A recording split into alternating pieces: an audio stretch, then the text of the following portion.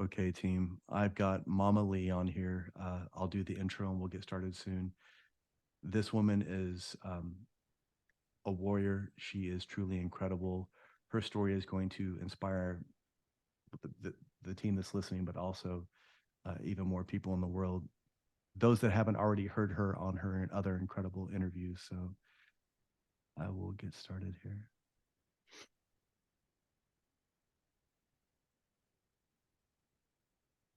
Okay, here's my intro. All right. 3, 2, 1. Acta non verba is a Latin phrase that means actions, not words.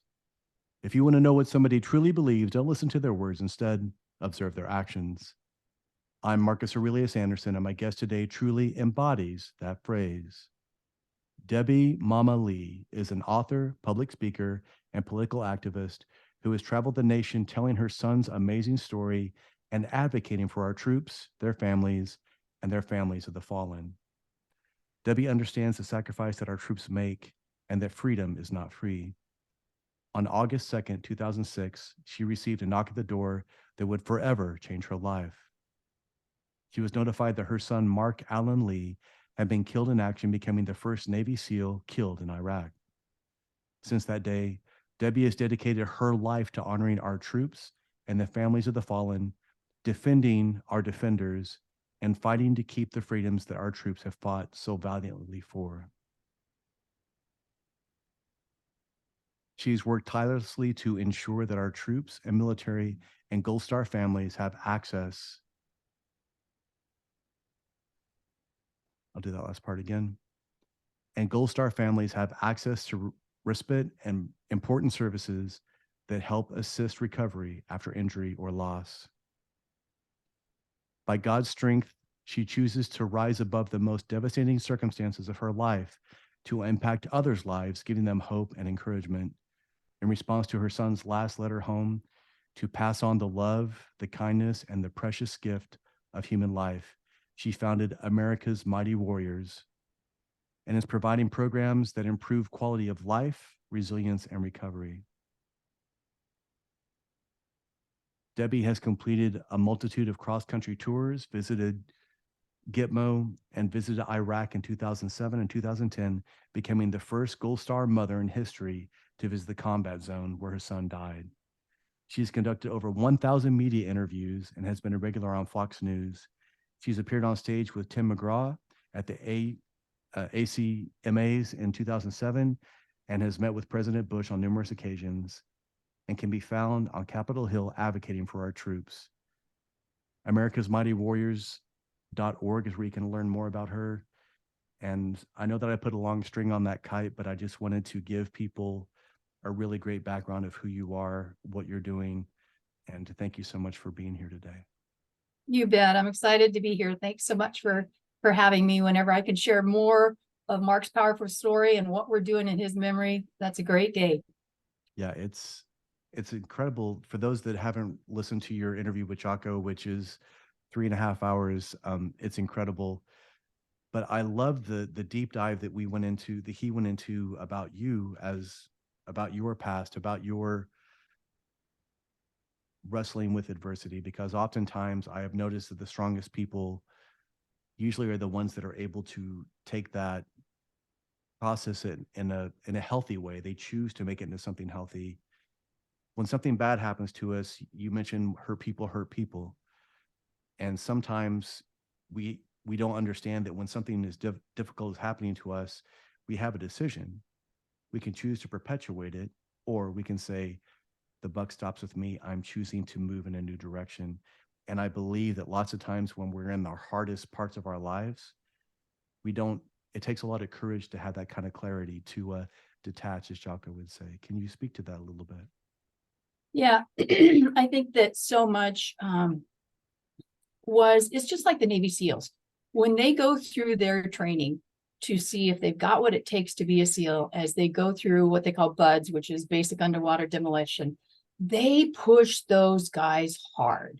And part of that, they want to make sure they weed out those that when they get into, a crisis battle and a confrontation, where they know how they're going to think in the depth of the toughest battles they could face. And so they push them hard. You know, when they go through Hell Week, that week of testing, they get 4 hours of sleep the entire week. And it's like 20 minutes here, 20 minutes there, literally to push them to see when our body says, time out, I give up, I can't go any further, can they still push through that? Not because their body isn't exhausted and worn out, because it is, but it's the mental fortitude that they're like, nope, this is not going to stop me. I'm going to take one more step. I'm going to run one more stride. I'm going to swim one more stroke. They're not like, you know, I think I'll do a marathon right now, because you'd be like, I can't do this. But it was in that testing of those trials that they were proven to be able to earn that trident. And I think for me, it's those different trials in life that I did go through, some of them self-inflicted trials. But as I went through those trials and was tested and continued to endure and push through, then God was preparing me for what would be the toughest trial I could ever go through. And that was the day that we were notified that Mark had been killed. And my choice at that point, and I didn't even think about it, I knew that this would be, I've been a widow for 29 years, you know, for those who hadn't listened to my story on the Jocko podcast, but I'd seen God walk me through death before, and I knew he was going to be my strength. He had not changed. My circumstances had drastically changed, but he was still the same God on August 2nd as he was on August 1st. And so I knew he would get me through. I knew it would be much tougher, but I wouldn't have had that confidence in him if I hadn't gone through other trials and tried to do it on my own, thinking, you know, I got this, I'll let you know. And then I would fall flat on my face. It's not like every time I went through a trial that I had that strength to go through it as that strength that God's given me after Mark died. Not that that strength wouldn't have been given to me by God for the other ones, but because I was like, yeah, I got this, I'm in control. It's like, well, yeah, watch this. You're not. You may think you are, but you're not. And we have to get to that place where we are outside of anything we think we can handle or cope, then where we're like, uncle, time out, I need help. So Yeah, that's the beauty of adversity. It strips away all this stuff that we think that we are, or all these things that we think to be true. And then it just knocks us down to our brass tacks. And that's when we're broken the most. And it's like, I don't know what else to do. And that's when you have to surrender. That's when you have to be in that place and say, now what? And that's when we find that. yeah, 100%. It's so powerful. And so can you tell us a little bit about that day, about when you got the knock on the door? Tell us about what you went through and how you were able to continue on. Yeah, like I said, toughest moment probably of my life. We were actually at my Bible study at my small group. We met every Wednesday night. My birthday was exactly the week before, and we had met that week. So we'd had our normal meeting, and then we were celebrating my birthday. And my girlfriend had given me one of the willow tree angels, and those are the collector angels that they look like they're wooden, but I think they're actually plaster or ceramic, and they have wire wings, and each one of them is a different character quality. And the one she gave me was courage. And she said, you just remind me of such a woman of courage, of all you've been through in your life, and that you continue to have a positive attitude and you continue to serve God. And little did we know how much more courage was going to be required in the next few moments. And I always turned my phone off. But again, not, as we said, not coincidences, but God had me leave my phone on that night. And so as we were having cake and ice cream and just sitting there visiting, my son Christopher called, and nothing in his voice to alarm me that anything was wrong. He wasn't speaking too fast. He wasn't crying. He wasn't freaked out. And he's just like, hey, Mom, where are you? And I'm like, well, it's Wednesday night. I'm at small group. Why? What's up? And he said, how long will it take you to get home? And I thought, that's a weird question. And I said, I don't know, 5 minutes, 7 minutes. Why? What's up? And he said, you just need to come home. And I knew the last time that Mark was at my house before he deployed, as he was leaving, my son Christopher and I were standing on the lawn outside waving goodbye to him. And after he turned the corner, we started to walk back in. I said, I don't feel good about this. And he said, neither do I, Mom. And I am not a worrier or fretter. That is just not my personality. It's just not who I am. But something inside, I don't know, was God trying to prepare me? I don't know how you ever prepare for getting that news. But excuse me, my allergies are flaring up. You're fine. As we, walked back inside, and that thought came to me, and it's not like every day that a black car went by, that I went, oh, is today a day? Is today a day? I prayed more for Mark than I prayed for anything else in my life. Does that mean that God didn't hear me or that God doesn't answer prayer? God had another plan, and it's been 17 years since we lost Mark, and that kid is still changing the world in such a crazy way. He is still saving his teammates' lives. That would not have happened if he'd have still been here. And so even in the midst of it, God didn't cause Mark's death, but didn't take him by surprise. And he's used that to continue to change lives around the world, to save lives, and to make a huge difference. And that's why our mantra is #MakeYourMark. Wherever you're at, go make your mark, go change your world. Maybe it's just a little tiny corner of the world. You're not supposed to start a foundation like I did, or, have an echelon front, or have a podcast like you're doing, but everybody can be making a difference. And so as I went back that night, and after I got off the phone with Chris and he said, you just need to come home, I went back to knowing what was going to face me. And as I got in my car, there was a song from my past, and the words to it were, I put my hope in you, O Lord, trusting you, I will not be shaken.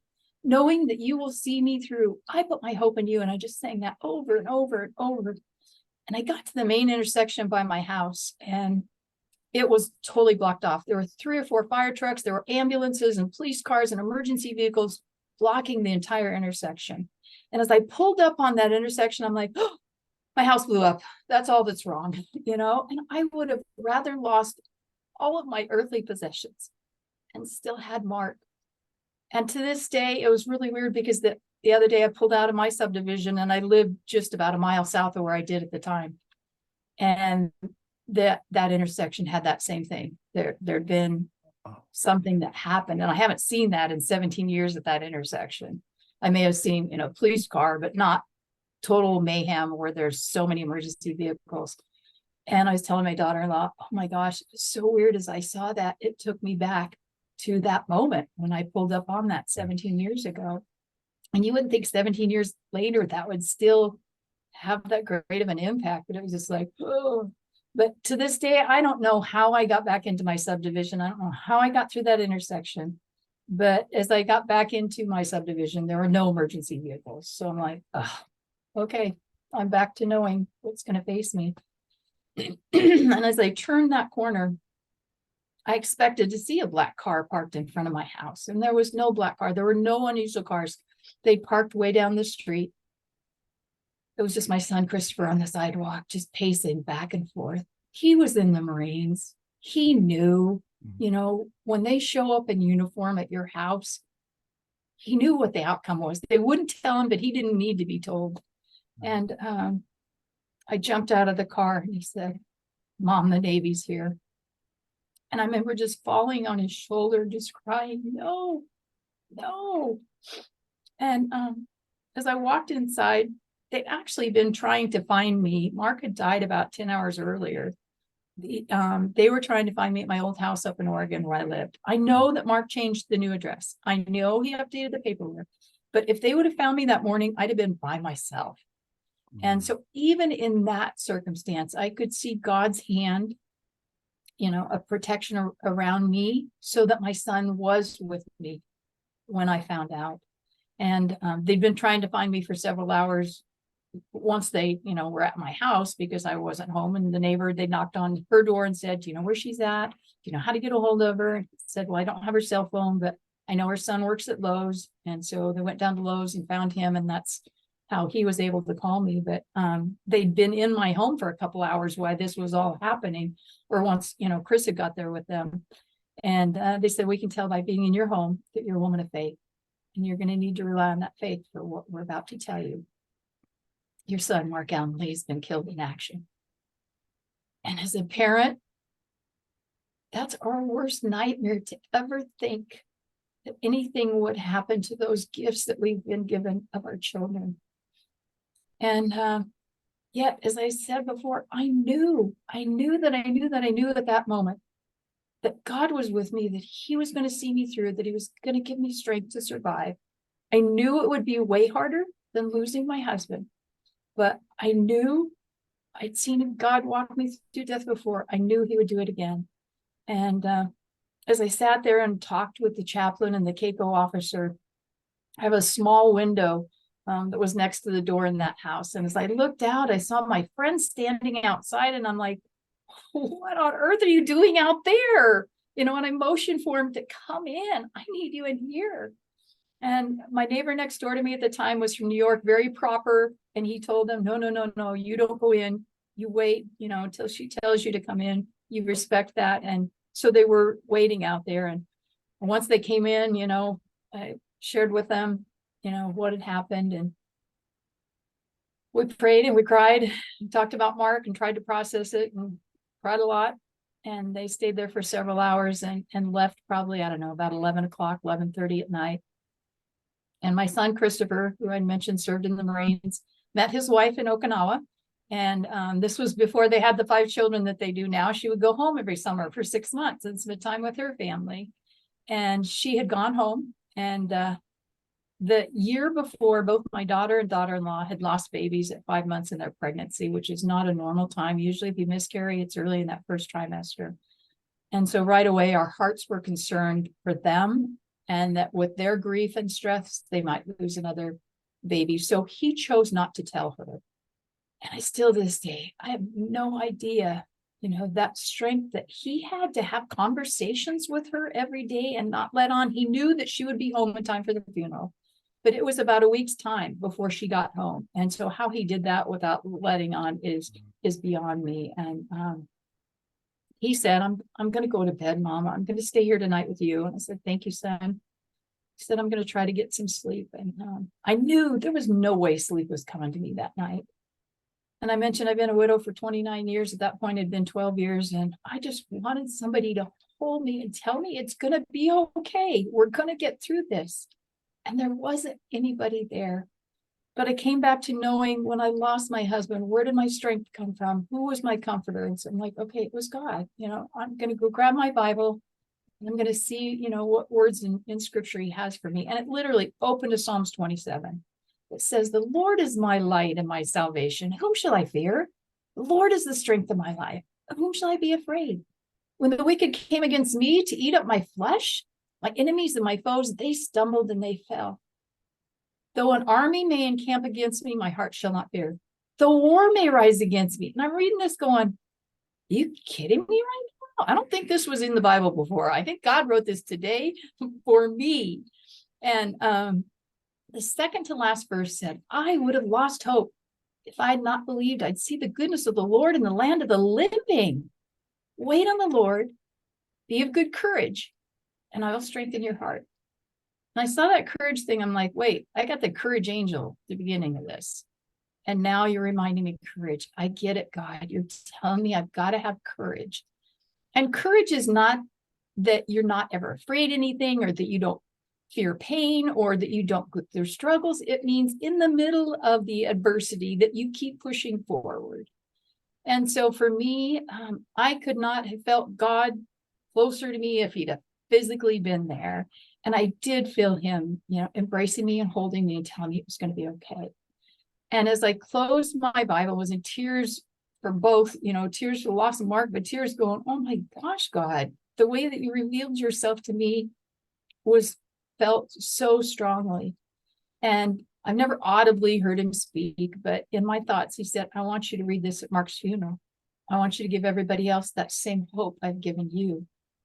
And I know at that point, I was probably like a teenager, like, oh, are you kidding me, God?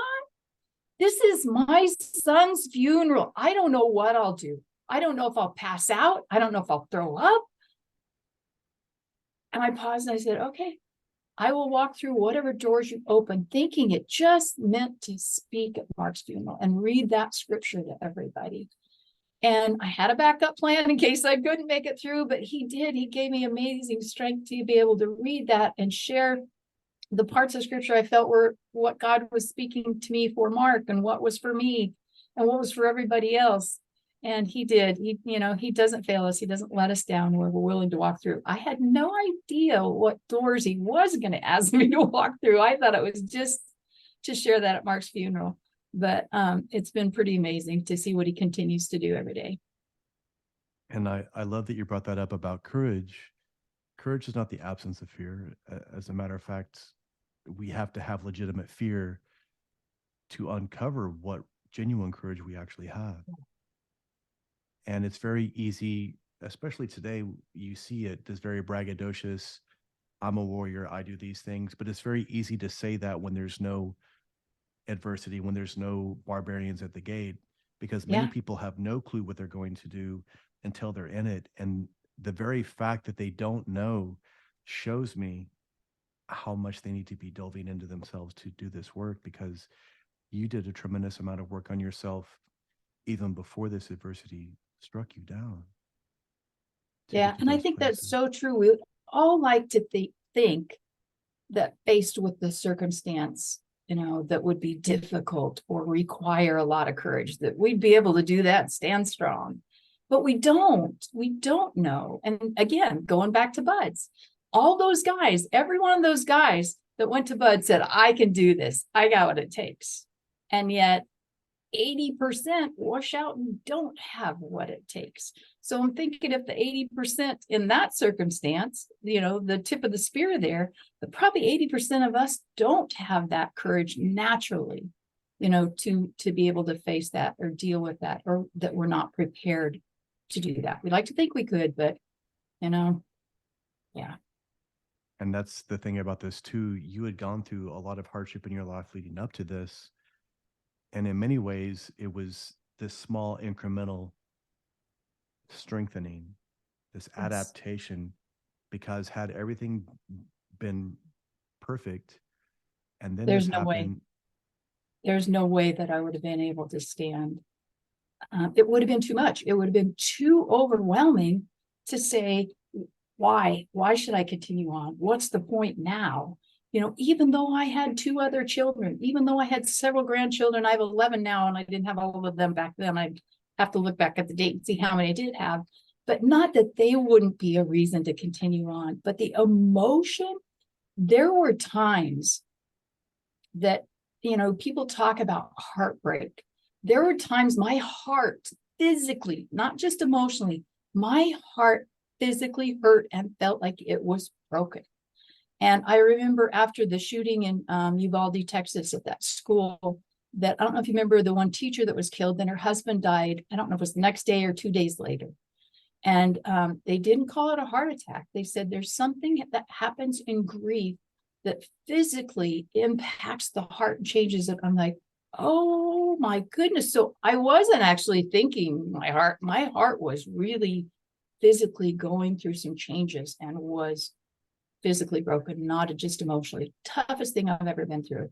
So if it hadn't been for the adversity that I went through, and at different strengths for those different adversities, Yes. at different lengths of time that it took me to overcome those, if I hadn't gone through that and see that, yes, by God's strength, I can survive. I can get through this. I have no doubt that if it wasn't for my faith and my relationship with Christ, and it's a relationship, it's not a religion, that I would have taken my life. My husband committed suicide. It would have been real easy just to say, I have been through so much pain in my life. I can't do this anymore. No person should have to go through this much pain. But again, that's our ego speaking to us. Who am I to say I shouldn't have to go through any more pain? Give it to somebody else? That's not what, warriors do. Is they don't quit. They don't give up. They don't like, go find that person and let them carry the burden or the pain. You're like, okay. And like I said, God didn't cause Mark's death, but it didn't take him by surprise. So he knew that I was prepared. He knew that I was ready to trust him, not in my own strength, but he knew that I was ready to trust him to see me through. And it's so powerful because, like you said, had you chose to take that route, everything about Mark Lee would not have the same light. No, It would not have the same impact that it does now. It would be this sad thing that everybody's like, oh my God, did you hear what happened? Not only that, but then did you hear what his mom, what everybody yeah, else, right? So yeah. that's, oh my God. And people don't understand that are struggling with suicidal thoughts. They get so far in the depth of their own pain Yes. that they think it's going to be a help. My family will be better off. The people at work don't like me anyway. The whole world's going to be better without me. And if they would just realize that then they are just passing their pain on, not only the pain they carried, but now it's multiplied. It's multiplied if you're married to your spouse, to your children, to your family, to your friends, to your teammates. Now you've multiplied that pain to so many other people.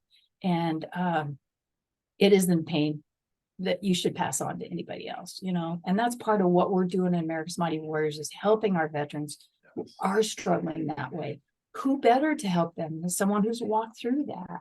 You know, if it wasn't for that, I wouldn't have the ability to be able to relate to them. And I've got a lot of love and respect from our veterans because of Mark and because of what we've done in America's Mighty Warriors. But there's been times as I'm talking to the ones on the phone that are like ready, you know, and they're struggling. Yes. And they're like, you have no idea what I'm going through. And then I'll say, well, actually, my husband committed suicide 29 years ago. And you can just feel the walls come tumbling down. And they just start to open up and pour their heart out because they do trust. They do know that I do understand what they're struggling with, what their families are struggling with, and that they feel hopeless. And then I can give them hope and tell them we're providing healing therapies. You don't have to be like this the rest of your life. We can fix this. Are there things you need to do to help? Yes. You need to get off the drugs. You need to get off the alcohol. You need to self-medicating. You need to start sleeping better. You need to quit telling yourself you're a failure, or you can't measure up, or you can't do something. And that wouldn't have happened again without those struggles and the understanding, you know, by having walked through that when my husband took his life. And there's something that I've found too, because when I was injured, when I was paralyzed from the neck down, preparing to deploy, I was suicidal.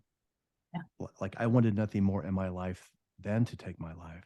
But yet, had that happened, you and I wouldn't be speaking. Mm-hmm. I wouldn't have had the opportunity to tell my story, to help other people, to do all the things that we're doing now. So it's very much about this idea that it's not, and especially today with social media and a lot of things, it's very easy for us to become self-centered. Everything is about us. What do I think about this? I'm offended by that. I don't want to do that. I don't think that. But we have to understand that in the grand scheme of things, there's a lot more going on around us. And if we can choose to not think about me, but think about we, whether it be looking after your battle buddy, your swim buddy, people around you on your team, that's how we can alleviate our own pain, by helping alleviate pain in those around us. Yeah. And I often say, without the pain of losing Mark, I would not have the passion. I would not have the purpose that I do today. You know, I was at a place, I had retired early. I was 50 when I retired. That's why I moved down to Arizona. I was dating a guy, wanted to get married. There were some red flags. I wasn't sure. I was just trying to find a perfect man because I'm not the perfect woman. So I'm kind of like, okay, I had a preschool and kindergarten. So I closed the school for the summertime. It was a little more daycare, and figured I'll come down here and live. You know, property was pretty cheap. So bought a house. It was the day I took possession. I'm like, run, sweetheart, run. These are not red flags. This is not good. But, and I had a backup plan. And that was, if it didn't work, I could rent the house out for $300 more a month than I was paying on all my expenses. So I decided, okay, fix it up, clean it up, get ready to rent, and go back to Oregon. Well, in the meantime, I fell in love with Arizona and the sunshine. Mm-hmm. And I said, my goal's, to retire at 50. I do turn 50 this summer. I think I can make it happen. And so I did. I retired early. I was kind of going back and forth between here and Oregon. When my son Christopher got out of the Marines, then his wife liked the warmer climate and they were going to live down here. So I said, okay, I'm just moving everything. Nobody's still in Hood River, Oregon. So I'm going to go at least where my body feels better. And I've got one of my kids, Mark was in the Navy SEALs. My daughter and her husband were Polk, Louisiana, because he was serving in the Army. And but it was kind of boring, at 50 and being a widow. Everybody I know is working. There's nobody to go do anything with. I'm like, wait, this isn't what I thought it was going to be. But again, God knew where I needed to be when I lost Mark. And so to have that time and that, you know, listening to where his promptings were and leading me to see what that next mission was, then without that pain, and like you said, without your struggles, without your pain, you wouldn't be doing what you're doing today, you know, and wouldn't be doing it so passionately, you know. So I'm glad you're still with us. I'm glad you didn't give up. I'm glad you didn't either, and I'm glad that you're inspiring others to take that courageous decision. And again, it's one day at a time. It's one moment at a time. It's not always going to be easy, but the idea is, even with when Jocko or when Leif would call you, and when I first heard it, I thought, oh, she was, and what I'm alluding to for those of you that aren't familiar, they would call to support you and say, hey, how can we help? And she would just bounce it back at them. She's like, what do you guys need? What can I send you guys? What can I do on this side? And at first I thought it was just deflection because you didn't want to actually process. But then as I got to really know who you are as a person, it wasn't at all this think of just denial. I'm just going to, pour into these guys so that I can avoid it. You weren't trying to circumvent emotion. You were embracing it as powerfully as you possibly could and trying to stay close to the source of that in many ways, just so that it could give you the capacity to help these guys that need it the most, to give you the passion and the vision for the mission that you're doing now with America's Mighty Warriors and everything else. And again, it was for me, and that was the night they called. That was, right when we'd been notified. Right. And I knew my brain was mush, I couldn't make any decisions, but it didn't matter. Nothing that I was going to decide would be life-threatening. And because now I realized, I think we all thought, our SEALs are exempt from, they're trained well, they got the best equipment, they're going to be fine. And once that reality, was like, oh crud, and how bad the enemy was in Ramadi at the time, that then my heart went to, oh my gosh, and Mark tried to explain the brotherhood thing to me. And I'm like, yeah, I get it. You're close to these guys. You trained hard with them. You've gone into combat. I get it. You're super close, but as close as your brother you grew up with for 28 years. And he'd say, yeah, Mom, that close. And I just say, well, let me remind you, I didn't birth them, so they really can't be your brothers. And we kind of left the conversation at that. But I realized after he died, oh, those are his brothers. They love him as much as we do, and they're hurting just as much as we are. And so, my heart went to them. They're in the combat zone. How are they going to continue on? How are they not going to be in a place where someone else is killed? Okay, what can I do to help you? I'm praying for you. That's my first start. But what do you need? How can I help? And I always tell people Mark's final gift to me was his teammates. And I knew it was a precious gift when, he first died, and I first realized that was a gift back to me. And they started calling me MommaLee, and I'm like, oh my gosh, they're not just calling me this night or the week of. They're going to be in my life, till I die. But it was so impactful. And now 17 years later, I see, oh my gosh, it was so much more valuable than I ever thought in helping us with the mission that we're doing here in America's Mighty Warriors, but that love and support. And I am a blessed woman. Thank you, Mark, for giving me all those boys. And his leadership capacity there, how much his humor, I think people underestimate humor in times of crisis. Yes. Especially when it comes to being a leader, when you're out there and you're getting ready to go do something that's obviously very serious. His energy was infectious. The way that he gave people that lightness, he gave them permission to not feel as much pressure. And again, that's something that I don't think people understand until they've been in that situation. And then when something happens and you're thinking to yourself, you're laughing about it, it gives you so It's much that release. hope. Yes. And it's that release. It's like and I talk about pressure cookers now, and I'm like, do people even understand what a pressure cooker is anymore? But it had this, it was a pot that you sealed, closed the handle over it, it's sealed tight. And then it had a little valve on the top, and it had a thing that you put on the valve, and it would release the pressure when it needed to. And I said, that's what, humor is in those circumstances. When things are intense, your body needs a way so it doesn't destroy your body to release that. And that's what the humor does, And I used to tease Mark because he got class clown his junior year and class clown his senior year. And I'm like, and this is going to get you to college. How? And now I see, again, that was a gift that God gave him in his personality and who he was that got him way more than a college education. You've been asked so many questions about this subject and about Mark and about his life and about what you're doing with your mission. Is there something that you see people, how do I say it? A question that you're surprised that people are not aware of, or maybe something you haven't been asked before? Because when I'm asked after I speak, people ask the same sort of questions sometimes, and I'm like, there's just a fundamental truth here that you guys aren't seeing. And then I try to expound that to get that to them.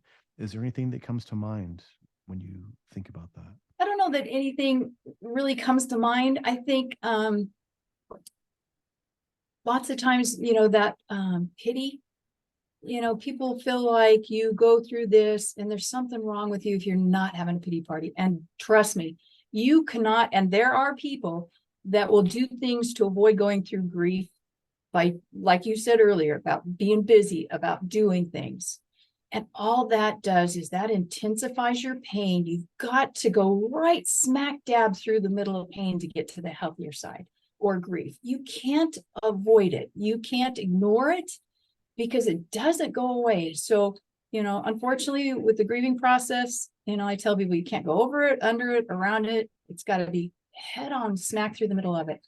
So people need to be careful that when they're grieving or hurting, whether it's pain and, from a relationship failure, from a divorce, whether it's financial pain, don't ignore it, do those things that are healthy. Don't self-medicate, to avoid that pain either.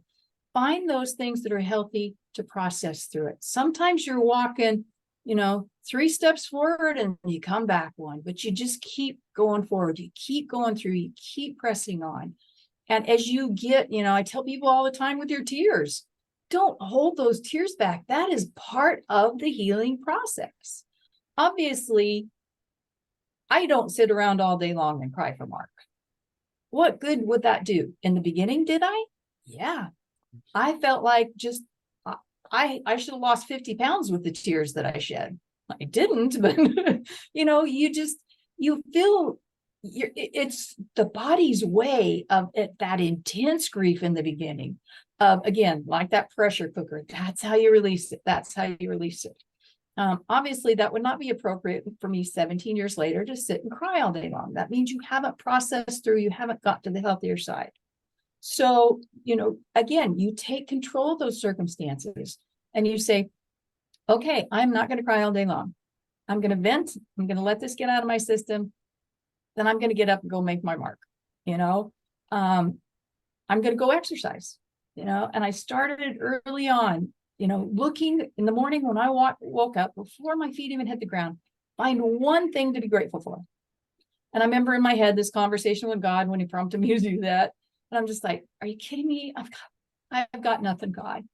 And he's like, do you have hot water in your shower? Well, duh. Yeah, I live in America. Our troops, a lot of them aren't even on a base where they have hot water. And because my heart was so focused on our troops at that point and understanding more so the sacrifice, I was like, oh, yes, of course, forgive me. What an idiot I am, And so then I started doing that every morning, finding one thing. And it was hard in the beginning to take that focus. And it's almost like you could feel your mind doing this battle inside going, no, you got nothing. Yes, you do. No, you don't. Yes, you do. And then it's like, oh, look at that beautiful butterfly. Something simple, Yes. Or, I'd have one of my grandkids over. Oh my gosh, what a blessing. Look at their smile. Aren't they cute? And then every day I would find one thing, whether it's thank you for the sunshine today. Thank you for the friend that came over and brought me a loaf of bread. Thank you for, there's something contagious when you start your day that way. Yes. But the rest of the day, you're finding things that you're so grateful for. And you're like, wow, look at the blessings I do have. I encourage people to go exercise. In the beginning, when I did that, it's like, I just want to lay in bed all day. I just want to lay here and cry. And it's like, nope, get up and walk to the end of the driveway. And I would get up and walk to the end of the driveway. Now, it wasn't a big feat. My driveway was about as long as my car was, but I did something. And then I felt good because I did something that I wasn't laying in bed. And I'm competitive. So then the next day I'm like, okay, walk to the end of the block. Again, there's only one house between me and the block, but it was a little bit further. I walk 5 miles every day now. I do not go to bed if I don't have my 5 miles in. I can't do it all at once because my knees don't tolerate the 5 miles, but I've learned my body. And that's something I just do every day. And it's like, I don't even have to think about it anymore. And then I tell people, go serve somebody else. There's always people that are way off worse than we are. Even if in the beginning you can't organize an event or go figure out what, group to work with, go ask your neighbor if you can walk their dog. They got kids next door, go take a meal to them. Offer to watch their kids while they go to the grocery store. There's things that we can do. And when you're serving, you're not focused on yourself, so you're focused on someone else. And those 3 things, I don't care what kind of pain you're going through, they will make such a difference if you just do those 3 simple things. And I love that. And it's so true. Gratitude is a verb. It's not this passive, defeated mentality. And I see a lot of people that practice gratitude, but again, you have to go do something. And when you're doing that, that's when you begin to believe. That's when you're demonstrating that you do have gratitude for this thing. If I'm grateful for my wife or my kids, they should be able to see it. They should be able to sense it just by the way I walk in the room, let alone if I come in and say, hey, I'm grateful for you. It's like that should be a kind of a, yeah, I get it. Because Yeah. if you I guys, just wrote earlier today, I was working on our Veterans Day letter, and that's what I put in there. Don't just say thank you to a veteran. Show them. And of course, I was describing who all our veterans are and making it a little more obvious for the civilians who don't understand the sacrifices that are made or don't understand how diverse a group we are, or the different branches of the military. But, that's what I put in there is don't just say thank you, go take them. Honor Mark. He challenges us his last letter home to buy a meal, tank of gas, a cup of coffee. Do that for our veterans. Show them. Don't just say it, because it just feels to a lot of our veterans like that's just rote. Oh, thank you for your service. Oh, big deal. Support one of our programs that we do to help heal them. Make a difference to show them. And, one of the ways I autograph the books that I'm a contributing author on is live your life worthy of their sacrifice. And that should be a daily thing, not a, oh, check, I did it on Veterans Day, I'm good the rest of the year. That's something. No, when you wake up, the freedoms that we do have, although they're changing a lot in America lately, but the ones that we do have, that's our veterans through the centuries who've defended you and your freedom so that we could have those. Thank them for that. Live that life, showing them that you do appreciate and you do recognize who gave those freedoms. They didn't just happen. It's not by accident. And in my book and in my TEDx, I say that there are hundreds of thousands who would give anything to have the things that we're complaining about, that my Wi-Fi is not fast enough or my coffee's not hot enough. It's like, really? And I found that it's very easy to go into that negative spiral. I've also found that people that don't appreciate anything around them do so because they don't truly appreciate even what they already have. And so now nothing's good enough. This relationship's not good enough, whatever it is. And then what do? You perpetuate that. A lot of people don't want to be around that. So what are you doing now? You're repelling them. And this idea that you're talking about with grief, I absolutely agree. Lots of times we try to push it to the side and push it to the side. And it can be the grief of the loss of a loved one. But for some people, it can be the grief of a relationship, a job, a status of whatever that may be. And if I keep pushing that grief to the side, eventually my life just revolves around avoiding this single thing, which means my family's life vicariously revolves around the fact that I don't have the courage to sit down and look at this thing in the eye and say, okay, I see you, but you're not going to stop me. And I'm going to walk through you. And the bad part of that, when you don't resolve that, then the next time that you go through something, it's piled up on top of that. Oh, yeah. And the next time you go through something, it's piled up. And pretty soon you get this massive pile of crap, but that's not resolved with. And that's when the explosion happens. That's when it's so overwhelming. So we do want to keep our slates clean and take care of it when we're there. And I think so often it's our ego that won't let us deal with that, or feel like this isn't good enough, or I deserve better, or look what his wife does, or look at the job they've got. You know, are you somebody so special that God should have dropped that all in your lap? You know, did you work for any of that? Are you, trying to change anything in yourself? We can't change anybody else. The only one we can change is ourselves. So That's it. I always say that the greater the weight to face adversity, the greater the weight of that adversity when we actually face it, because now it's accumulated. And as you're saying, if we get in front of it now, is it going to be difficult? Sure. But it's going to be a lot harder if I wait a week, 2 weeks, a month to get there. What do they say? It's this idea that there's two ways to deal with it, correctly or again. I'd rather And I deal think, with it correctly if we Yeah. can, right? 100%. And I think so many of our veterans that we're working with that are really at that, I'm done. Last straw, I've got a plan, it's over. And not always, because I won't say always or never on anything, but the majority of them, it goes back to childhood trauma that wasn't dealt with. And then the combat has just complicated it, because we see so many of our veterans that go through, things way worse than a lot of them that are struggling, with suicide, and come out and are good to go. I mean, do they have memories? Do they have loss that they carry? But they keep pushing forward. They don't give up. They know what their mission was. They know why they did it. Yeah, the pain of losing someone could be bad, but they've got that purpose and they know their why. And that's what we have to keep us going oftentimes. And again, what is that why or that purpose? Usually it's something bigger than us. Usually it's outside of just our poor me kind of situation. So tell us more about the programs that you have and what you all are doing and how that's changing the lives of veterans today. Sure. And I think the first one that I started before I officially had a foundation was Mark's Random Acts of Kindness. It was easy for me. I could afford to buy a veteran a meal or a coffee. Back then I could afford the tank's gas. Now gas has gotten way higher, but I could afford to do those things out of my own pocket as a way, Yes. as we were talking earlier, not just to shake a hand and say thank you, but say, hey, I want to buy your coffee. I recognize where my freedoms come from. And I would say the majority of the time, they're like, no, you don't need to do that. I'd be like, hey, my son was the first SEAL that was killed in Iraq, and he wrote this last letter home that challenged me to do this.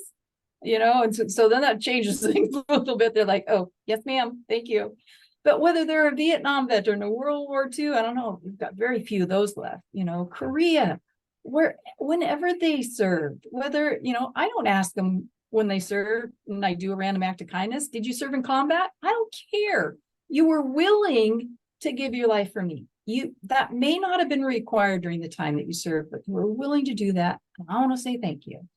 And then that was the first program officially when we started in 2008. The first family that we served was Mike Monsoor's family, who was killed about 7 weeks after Mark was on on Delta Platoon on Task Unit Bruiser with Mark, jumped on a grenade, to save his teammates. And I knew, still very fresh in the grief. I came back home. We had great support from when we were notified until the funeral.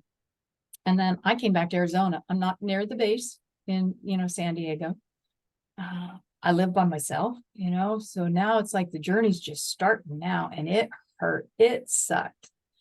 And again, I'm not one going to have a pity party, because that's not going to bring Mark back. It's physically going to make me sick. Nobody stinking want to be around me, and that's not how God wired me. And so I was like, okay, well, I can't do anything for my circumstance, but I can change it so nobody else has to go through this alone. And Mark's teammates were still all deployed, once they came back, then that connection has both ways, been a support there. But so when we got word, and it was Leif that called me, and when we got the word, I knew I needed to be there. I didn't know what I was going to do, but I knew I just needed to be there. And if you know someone who's going through grief or pain or loss, just be there. You don't have to have a program in place. You don't have to have your words all, what if they say this or what if they ask that? Don't worry about it. Just go be there. If they want to talk about it, we'll talk about it. If they don't want to talk about it, they won't talk about it. But just knowing there's someone there that cares speaks volumes in that support when you're, going through grief or loss. But I got over there. Of course, I've got the family staying in the same hotel they put us up in. And I got a room in that hotel so I could be near them. And in the morning, they were downstairs and I just walked up and hugged them. Sally Mansour, Mike's mom, had been at Mark's funeral. I didn't remember that. I mean, I was so numb, I didn't remember a lot. And I just said, I'm so sorry. And the admiral for the SEALs came up to me at the time and just was like, how are you doing? I'm like, oh, I'm hanging in there. And he said, we want you to go with the family. I'm like, oh, no. This is not about Mark. This is not about me. I am here to support that family. And they said, exactly. And he kind of had a pleading look in his eyes. And he's like, please ride with the family to support them. I'm like, oh, yes, sir. Got this. And it's the same vehicles, that we'd ridden in. I don't know if it's the exact same, but the same type of vehicle, same color. Right. And we got up to the cemetery, and it's the same cemetery where Mark's buried. We got out. It was even the same casket, same style of casket Mark had been in. And now my heart is just being ripped open. And now I do know what it's like to receive that flag and have them say, on behalf of a grateful nation, I was only 7 weeks ahead, but I was still alive. So I gave them the hope that, you can survive, you can get through this. And it wasn't like there was anything that I had planned or done. Literally, I was just there, just loving on them and hugging them. Yep. And then we started doing the random acts of kindness. So 2008 was when we officially started. We do those random acts of kindness. So days like Veterans Day, Mark's birthday, or the anniversary of his passing, I go do those. I go to the base, or I, go to a restaurant, find veterans with hats on that identify them. And I do that. And it is so encouraging. I mean, to see that on those special days, I'm always like, Mark, thank you for leaving me that letter and that great idea. We've expanded that program, so it now goes up to $5,000 random act of kindness. The veteran themselves can't come ask, because we have had, found lots of veterans going from charity to charity to see what they can take. That's not who we want to help. So if you knew somebody, you could reach out and say, hey, I've known this guy for 5 years, 10 years, all my life. He'd be the last person to ask for help. His daughter has cancer. They can't work. They've got medical insurance that's covering the cost of it, but they can't be at work because they want to be with their daughter. They can't afford childcare for the other kids because mom now is at the hospital with the daughter. And so we submit that to the board. Usually within 24 hours, we'll have an approval and the funds on the way. We just recently did $50,000 to Lahaina for the fires there to help our veterans. And we found out one of the veterans that we were able to help was a firefighter. While he was fighting the fires, his own house was burning down. And we've learned that 2 to 1, it's our veterans that lost more over there than civilians. And a lot of them, it was their business and their home that they lost. So to know in those tragic times, Mark's still impacted in his life in this world, changing people's lives. And, how encouraging in the midst of that crisis to find out someone over in Arizona, some foundation who you probably maybe never heard of, has chose to say, hey, we're here. You're not alone, We do our biggest program is our Helping Heroes Heal program. And that's for our veterans with post-traumatic stress, traumatic brain injury that's from combat. They do have to have an honorable discharge on that, but we cover the cost of a year's worth of treatments. We do 40 hyperbaric oxygen therapy dives. Those are actually healing their brains. So many of the guys, the frontal lobe of their brain, that's what the blast wave exposure has damaged. That's what controls your emotions. So the raging emotions or the no emotions, and I'll feel anything and I get nothing.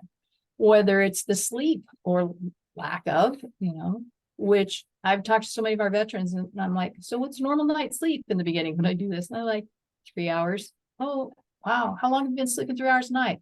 10 years. I'm like, oh my gosh, if I have 2 nights of 3 hours sleep, you don't want to be around me. We wouldn't be having this conversation. I'd be like, I'm sorry, Marcus, what did you say? What was your question? What were we talking? And it wouldn't be just once, it'd be constantly. And you'd be like, oh my gosh, why do I have her on here?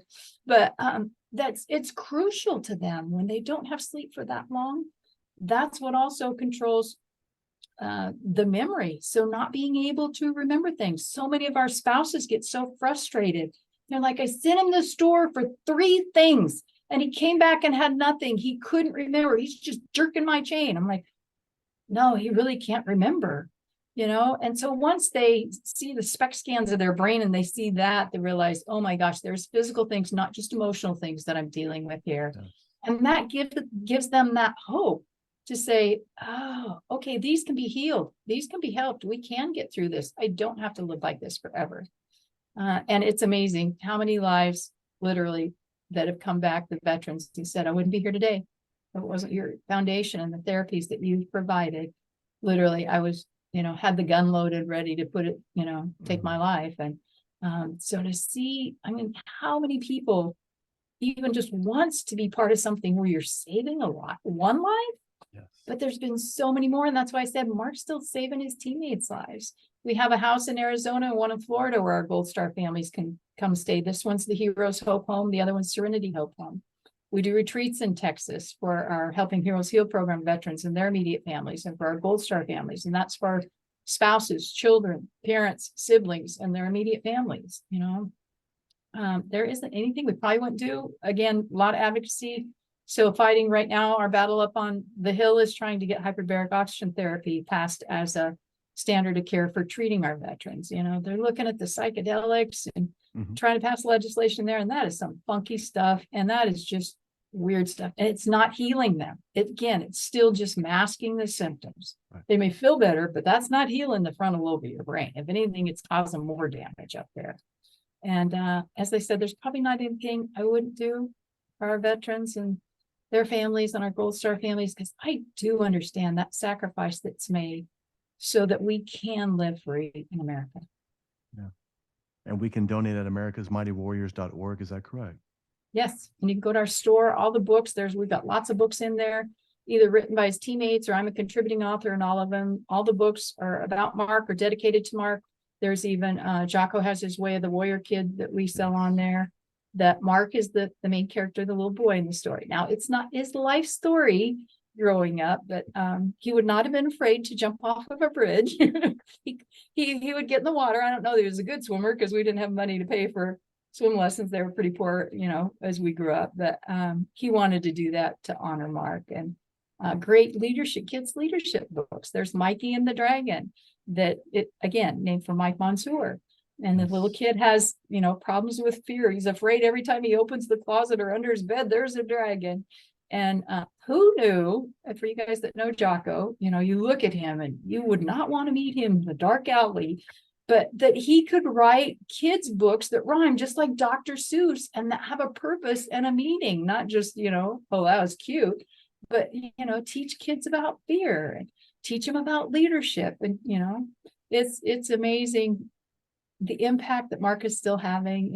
He was one of the main characters in American Sniper, the movie, but they threw him under the bus the way they portrayed him. I always tell people, go watch History Channel did a series called The Warfighter.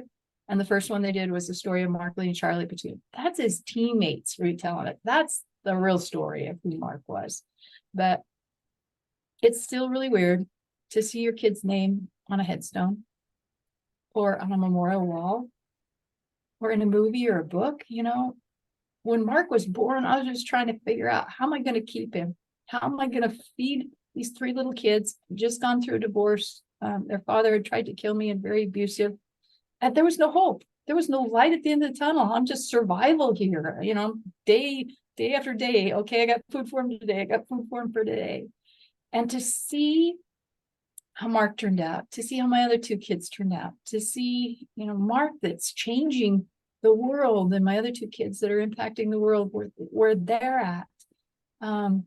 In spite of all the struggles, in spite of all the mistakes I made, that there's an amazing end to the story when we allow God to control that. and rewrite that. It's so powerful. And we were discussing before Gates of Fire, Stephen Pressfield talking about the Battle of Thermopylae, talking about the 300, and you're familiar with the concept. But for the people that are not,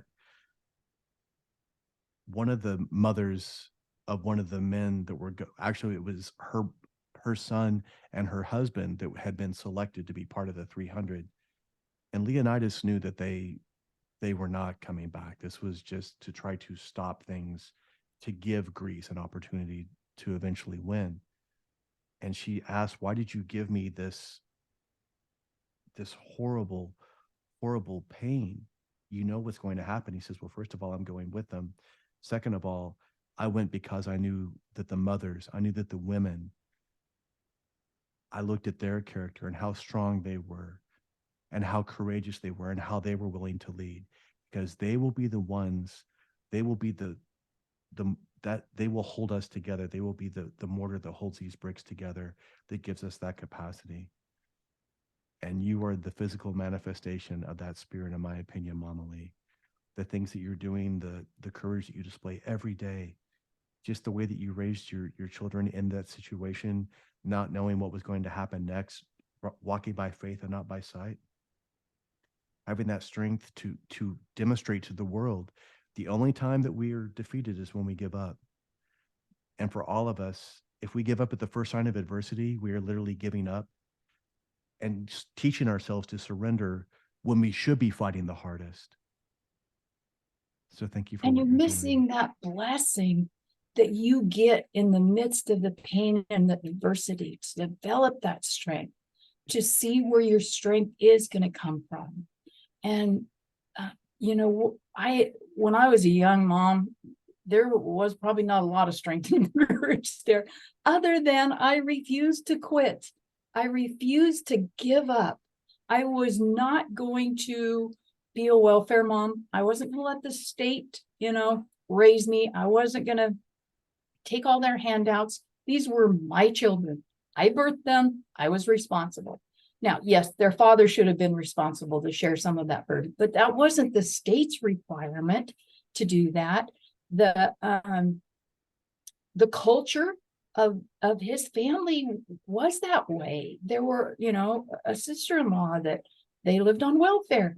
We would get at Christmas time, I'd look under the tree and there'd be one present for each one of my kids. And I'd look at her tree, you couldn't even see the tree. There were so many presents stacked up around it because she'd gone to, this event and got free things and this event and free things. And I'm just like, no, I'm not going to do that.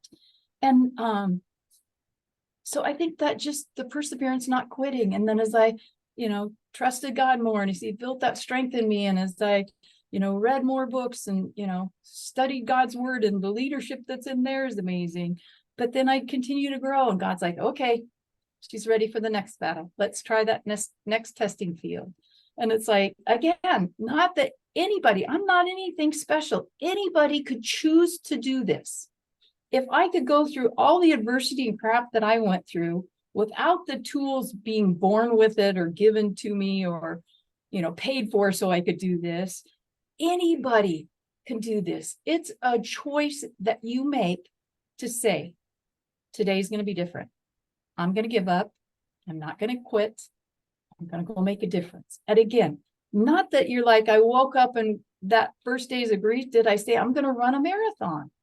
I just said, I'm going to walk to the end of the driveway. And then the next day I do a little bit more. And then you do a little bit more and a little bit more until, well, I'm not running marathons. I do walk 5 miles a day, but then it makes, you're just doing baby steps. And so do that in your life. Choose to not quit, no matter what your circumstances, no matter what the pain, whether it's the pain of a broken relationship, or it's the pain of raising your children, whether it's the financial pain, whether it's the pain of losing a job, or the pain of losing someone. Make a choice to wake up and go make your mark in your corner of your world. Even if it's like, okay, I'm going to go knock on my neighbor's door today and I'm going to ask them if I can walk their dog or there's anything I can do for them. Or I'm going to go get a gift card for $5 and take it to them so they can go have coffee. Maybe that's a little more easy. And then once you've done that, then you build on the next thing. And you realize how good you feel when you've done that. You're like, that was pretty cool. That felt amazing. Not because I'm somebody special or not because of my ego, just to give. When you give, it makes you feel so special. And I mean, think how special we feel when somebody does something for us, that's unexpected. It's like, wow, that's pretty cool. They took the time to do that. And it changes. You got a new little bounce in your step. You're excited about the day. If you're getting coffee and somebody paid for coffee in front of you, you may buy coffee for the person behind you, and then it's multiplied. So, but it all comes with making that choice in your mind to say, not with what my ego is telling me that I can't do this or that I'm better than I am, because our ego messes with us, but just to say, I am going to get up today and do one thing. I'm going to find one random act of kindness. I'm going to do one thing of exercise, and I'm going to do one thing to give to somebody else. Whether it's serving or giving, it doesn't even have to be financial if you don't have the finances. And I promise you, you will find your life so different. You know this. You've had to go through this in your struggles. And so you've seen this happen in your life as well. But for those who are listening, these are such simple things that will bring such a major change in your life. MommaLee, thank you for making the choice to lead others, to make this adversity mean something, to carry on Mark's legacy. And thank you for the time to be here with us today. You bet. I just think of Mark in his final actions. He stood in the line of fire 3 times just on August 2nd. His life tells me, well, it wasn't 3 times in his whole career. Just that day, he, stood in the line. He'd done it several other times before, but the last time they cleared several houses and they were getting ready to go up the steps, and they heard Mark yell, "On me." And if you've served, you know what he was saying. Yes. He was saying, yes. I got the lead on this. You guys follow me. We got a bigger mission to take care of up here, and I can't do it alone. And so that's my challenge to each one of you.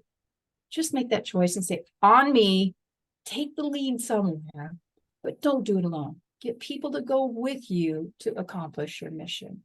And then be that leader. I don't care what age you are, you can choose to do that. You don't have to be an adult. My grandkids all the time, one of them struggling right now with football. They had a horrible circumstance where the guy from the state of Arizona absconded with all their money for their club team and left them midway through the year with no money to continue to play. And so the coaches have, struggled together to find games. Well, the kids are, discouraged, and now they're just kind of giving up. And my one grandson, I'm like, so what can you do about it? I don't know.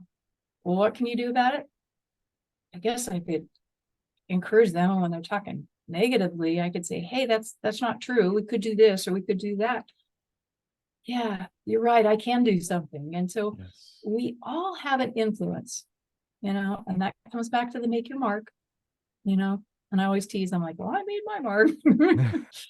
And he definitely made his mark. So we don't have to make the same mark that Mark Allen Lee made, but you will be blessed if you go make a mark today in your corner of the world. Absolutely. So go say, on me, and make your mark. Absolutely. Everyone, go to America's Mighty Warriors. Go support this. Go make your mark. MommaLee, thank you so much. You bet. Thank you for having me. That was an honor.